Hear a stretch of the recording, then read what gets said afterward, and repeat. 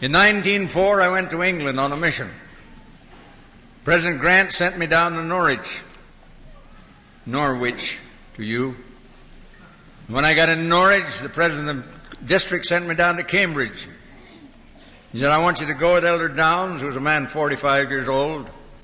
I was 21. He said that Elder Downs will leave the morning after you get there for France because his mission is completed. There's not another Latter-day Saint within 120 miles of Cambridge, so you'll be alone.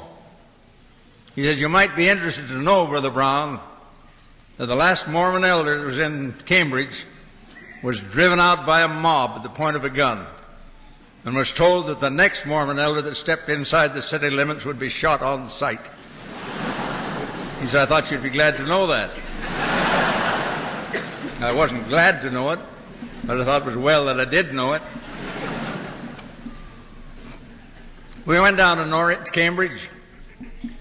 Great signs all over the city. They'd heard we were coming. They had signs indicating their antipathy. That was their method of welcoming us.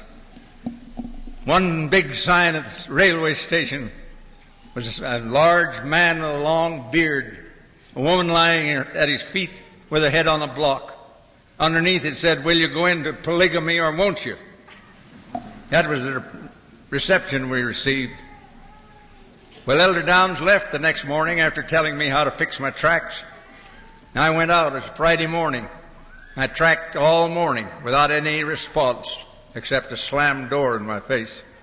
I tracked all afternoon with the same response.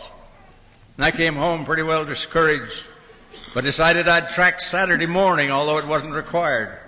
And I went out and tracked all morning, and the same result. I came home dejected and downhearted, and I thought I ought to go home. I thought the Lord had made a mistake in sending me to Cambridge. I was sitting by that little alleged fire they have in England. There was a big granddaddy clock at the side of the so-called fire.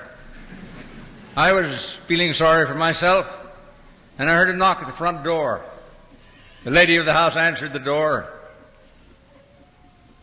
I heard a voice say, is there an Elder Brown lives here? And I thought, oh, here it is. She said, why, yes, he's in the front room. Come in, please. He came in. He said, are you Elder Brown? I was not surprised that he was surprised. I said, yes, sir.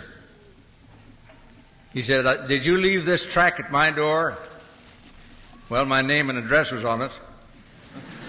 Oh, I was attempting at that time to get ready to practice law. I didn't know how to answer it. I said, yes, sir, I did. He said, last Sunday there were 17 of us heads of families left the Church of England. We went to my home where I have a large room. Each of us has a large family, and we filled the large room with men, women, and children. We decided that we'd pray all through the week that the Lord would send us a new pastor. When I came home tonight, I was discouraged. I thought our prayer had not been answered. But when I found this tract under my door, I knew the Lord had answered our prayer. Will you come tomorrow night and be our new pastor? Now, I hadn't been in the mission field 3 days. I didn't know anything about missionary work. And he wanted me to be his pastor. But I was reckless enough to say, yes, I'll come. And I repented from then till the time of the meeting. He left, took my appetite with him.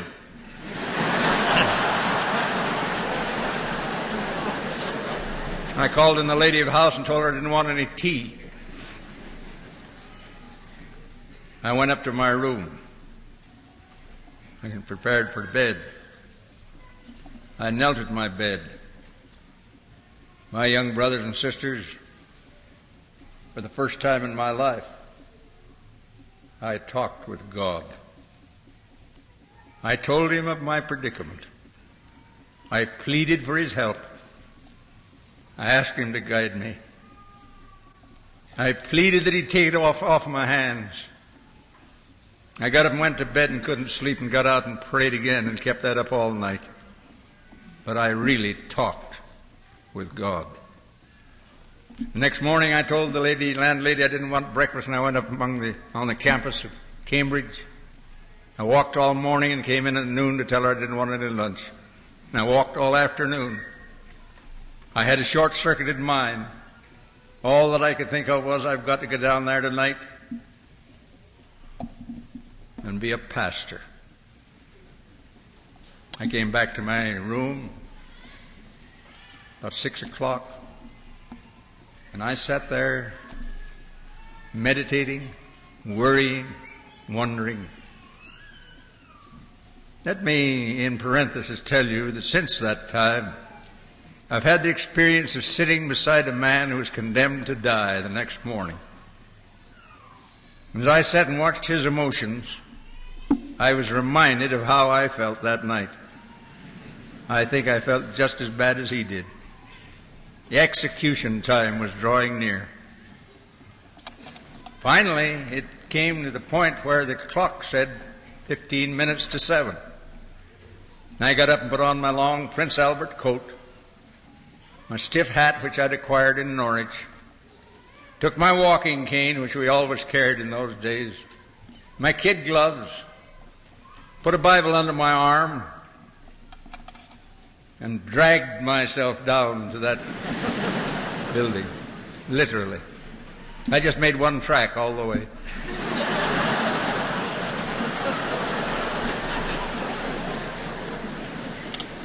Just as I got to the gate, the man came out, a man I'd seen the night before. He bowed very politely and said, "Come in, Reverend Sir." I'd never been called that before. But I went in and I saw the room was filled with people, and they all stood up to honor their new pastor. And that scared me to death. And then I had come to the point where I began to think what I had to do. And I realized I had to say something about singing. And I suggested we sing "Oh My Father." Well, I was met with a blank stare. We sang it. It was a terrible solo, cowboy solo. And then I thought if I could get these people to turn around and kneel by their chairs, they wouldn't be looking at me while I prayed. And I asked them if they would, and they responded readily. And they all knelt down. And I knelt down. And for the second time in my life, I talked with God.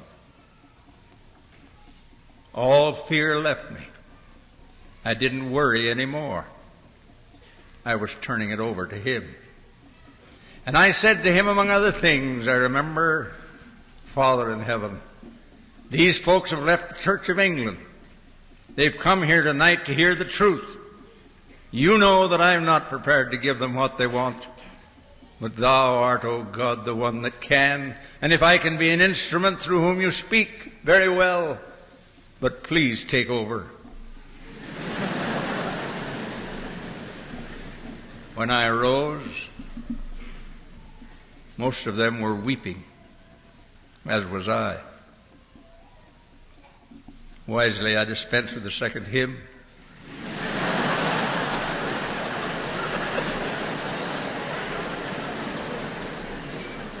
And I started to talk. I talked 45 minutes. I've been talking that long now. I don't know what I said. I didn't talk. God spoke through me, as subsequent events proved. And He spoke so powerfully to that group that at the close of the meeting they came, put their arms around me, held my hands. They said, "This is what we've been waiting for. Thank God you came." I told you I dragged myself down to that meeting. On my way back home that night, I only touched ground once.